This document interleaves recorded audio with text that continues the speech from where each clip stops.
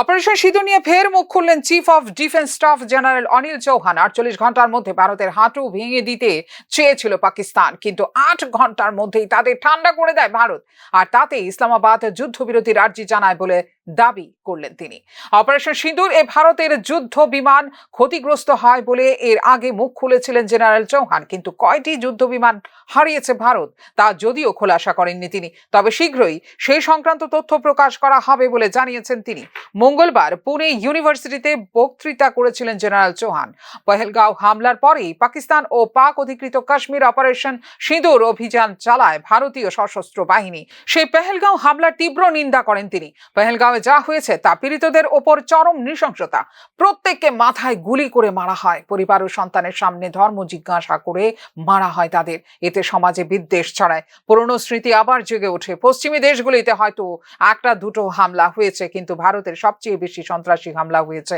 প্রায় 20,000 মানুষ প্রাণ হারিয়েছেন ভারতে। পহেলগাঁও হামলার কয়েক সপ্তাহ আগে জেনারেল আসিম মুনির ভারত এবং হিন্দুদের বিরুদ্ধে বিষোদ্গার করেন। এখন অন্যভাবে ওদের মোকাবেলা করা হবে। ভারত বিরোধী কাজকর্মে সামরিক পদক্ষেপ করব আমরা। জল এবং রক্ত একসঙ্গে বইতে পারে না, তাই সন্ত্রাসকে জলের সঙ্গে জুড়ে দিয়েছি আমরা। সামরিক অভিযানের ক্ষেত্রে নয়া রেখা নির্ধারণ করে দেওয়া হয়েছে, জানিয়েছেন chief of defence staff general Anil Chauhan.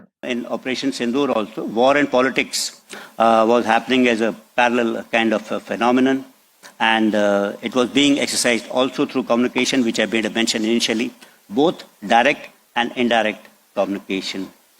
So, second important conclusion what I draw from the statement which I initially said, that war is a continuation of policy by other means, is that war is a rational decision.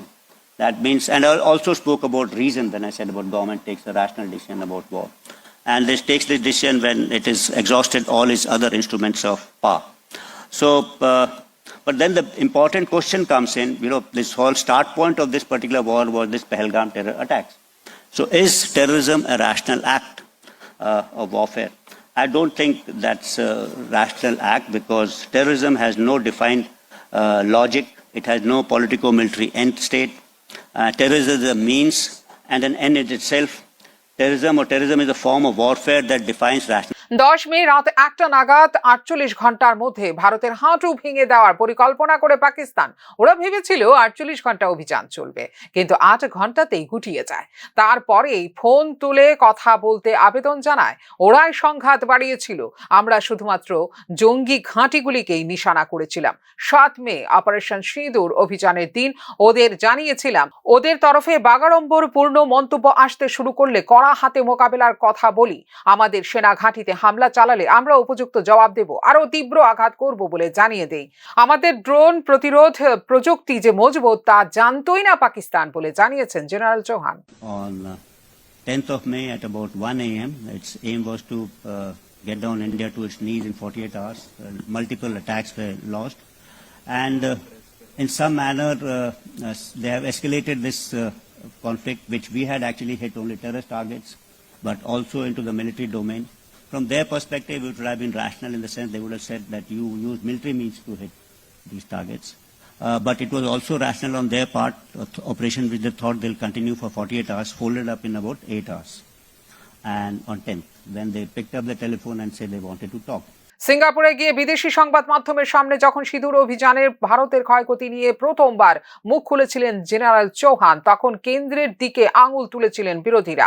দেশবাসীকে আগে না জানিয়ে বিদেশি সংবাদ মাধ্যমকে কেন এই কথা বলা হচ্ছে তা নিয়ে প্রশ্ন তুলেছিলেন বিরোধীরা। কেন্দ্রীয় সরকার দেশকে বিভ্রান্ত করছে বলে অভিযোগ তুলে কংগ্রেস। এই আবহে ক্ষয়ক্ষতির থেকে পরিণামেই গুরুত্বপূর্ণ জানালেন সেনা সর্বাধিনায়ক। ফিউরো রিপোর্ট, নিউজ নাও।